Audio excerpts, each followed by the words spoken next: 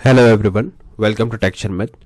आज के सेशन में हम रिएक्टिव फॉर्म से रिलेटेड एक और एग्जांपल कवर करेंगे, जिसमें हम देखेंगे नेस्टेड फॉर्म ग्रुप क्या होता है, कैसे हम उसे यूज कर सकते हैं। अब जिन्होंने पहले वाले सेशन देखे होंगे उन्होंने आइडिया हुआ कि हमने नेस्टेड इफ भी देखा था, राइट। और नेस्टेड वही रहता है कि अगर किसी भी एक चीज के अंदर सेम चीज आप वापस से यूज कर रहे हो तो वो नेस्टेड में कंसिडर होता है, राइट। तो इस सेशन में हम यही देखेंगे कि अगर एक फॉर्म ग्रुप के अंदर दूसरा फॉर्म ग्रुप हमें यूज़ करना है तो उसका क्या प्रोसेस रहता है, कैसे हम उसको डिज़ाइन करते हैं, और सारी चीज़ें उससे रिलेटेड हम इसमें डिस्कस करेंगे।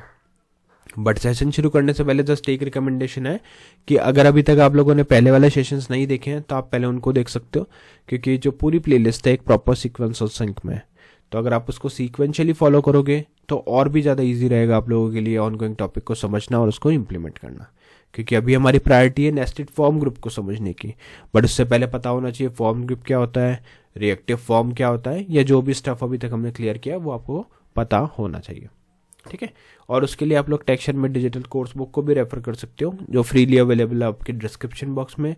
वहाँ पे आपको more than 3000 plus free resources मिलेंगे, जो अवेलेबल है हिंदी और इंग्लिश दोनों लैंग्वेजेस के अंदर।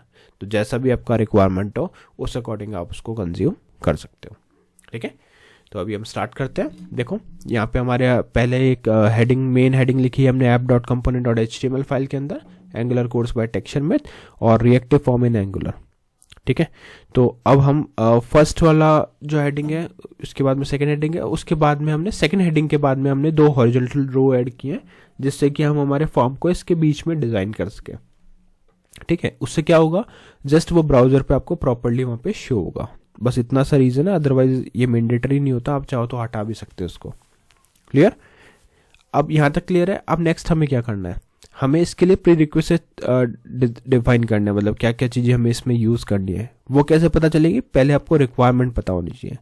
तो रिक्वायरमेंट हम कुछ ऐसा रखेंगे कि हम एक यूज़र का डेटा स्टोर कर रहे हैं, जहाँ पे उसका नेम होगा, एड्रेस होगा, है ना, और एड्रेस के अंदर सब फील्ड्स होंगे, सिटी, पिन। तो इस तरह का कुछ हमें एक फॉर्म क्रिएट करना है, तभी हम नेस्टेड बना पाएंगे, राइट। क्योंकि एक तो हो गया हमारे पास फॉर्म ग्रुप में नेम, दूसरा होगा एड्रेस, और एड्रेस के सब फील्ड्स होंगे।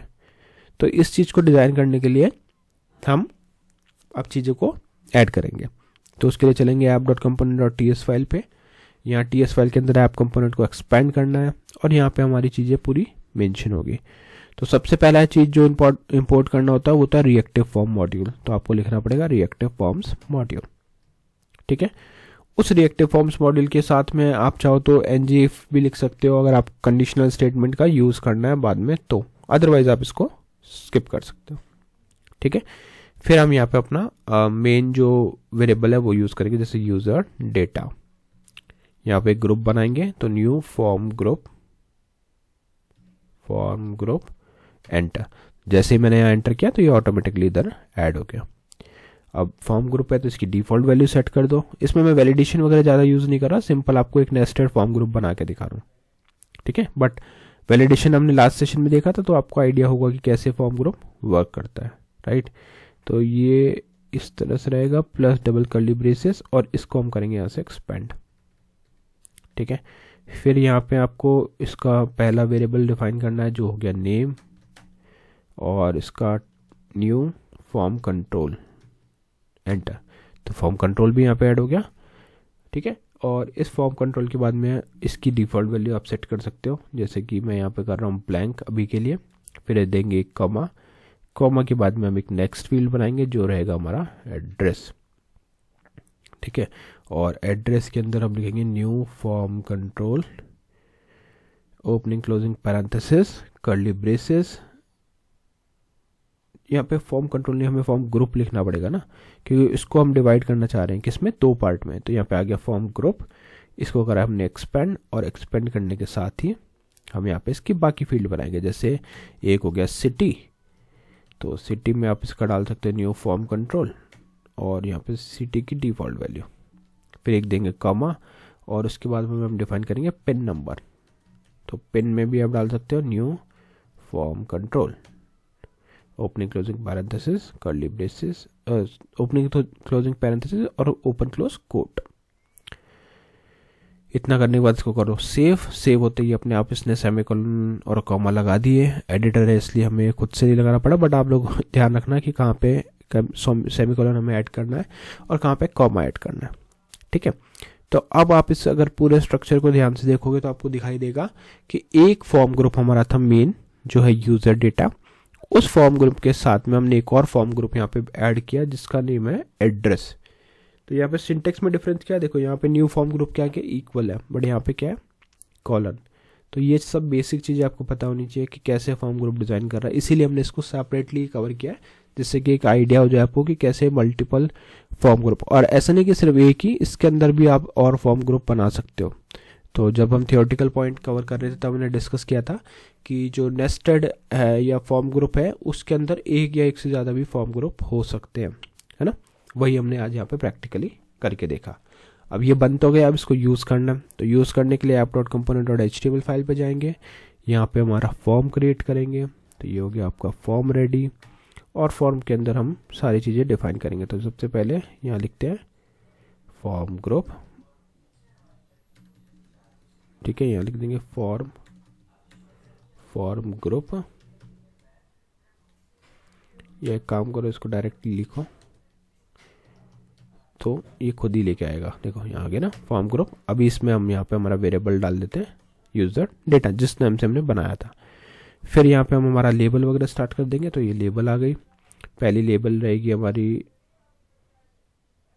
या फिर आप हाँ नेम डाल सकते हैं, नेम हमें लेना ही है तो यहाँ पे नेम, या फिर प्लेस होल्डर भी रख सकते थे, वो भी एक पैटर्न रहता है। बट अभी हम लेबल के साथ ही कर रहे हैं सारे एग्जांपल, तो यहाँ भी वही करेंगे। इसका टाइप वगैरह डाल सकते हैं, टाइप हो गया टेक्स्ट, फिर एक कॉमा, फॉर्म कंट्रोल नेम आ जाएगा हमारा जिसमें रहेगा नेम ही। तो यहाँ आ गया नेम। तो ये हो गया हमारे फर्स्ट फील्ड। फिर हम एक डिव बना लेते हैं, डिव सिंपल रहेगी बनाना, और यहाँ पे हम एक डिव को नेम देंगे फॉर्म कंट्रोल नेम, और इस डिव को असाइन करते हैं एड्रेस। अब एक चीज़ का पता होना चाहिए, देखो यहाँ पे अगर आपने कैपिटल ए यूज़ किया है तो यहाँ भी आपको कैपिटल यूज़ करना है, अदरवाइज वो चलेगा नहीं। ठीक है, फिर इसके बाद आप लगाओगे इनपुट, इनपुट के बाद में form name, form control name equal, और यहाँ लिख देंगे सिटी। ठीक है, और इसका भी टाइप आप डाल सकते हो, यहाँ पर टाइप डाल देते हैं टाइप टेक्स्ट। ठीक है, और इसी को हम कॉपी कर लेंगे टाइम सेव करने के लिए, जिसमें हम बना देंगे पिन के लिए। तो यहाँ पे कॉपी किया, इधर पेस्ट किया, और यहाँ पे इसको कर देंगे क्या, टेक्स्ट की जगह नंबर कर सकते हैं, पिन नंबर लेना है तो, और इधर आ जाएगा हमारा पिन।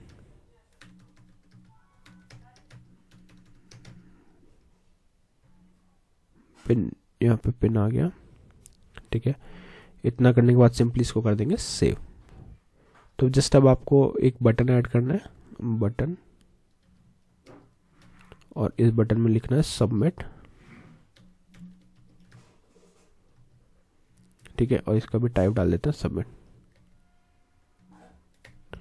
सेव करते हैं, एप्लीकेशन को रन करते हैं, ng सर्व -- ओपन, एंटर। एंटर करने के कुछ सेकंड्स बाद में ये आपको आउटपुट दिखाएगा, और वहाँ से हम चीज़ों को वेरीफाई कर लेंगे। तो यहाँ पे सेव हुआ, एप्लीकेशन रन हुआ,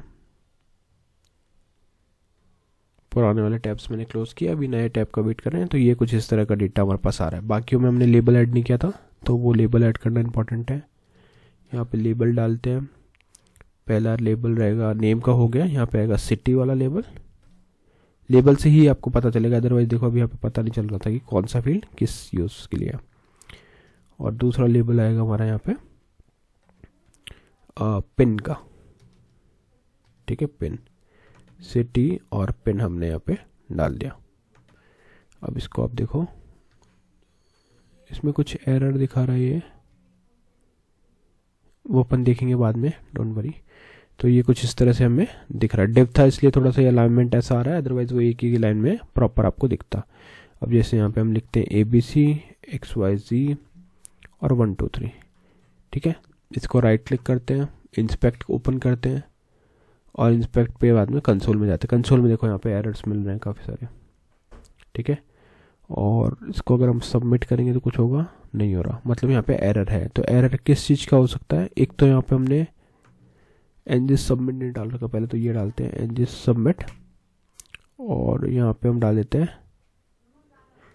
सबमिट डेटा, ठीक है। और इस मेथड को बना भी देंगे यहाँ पे।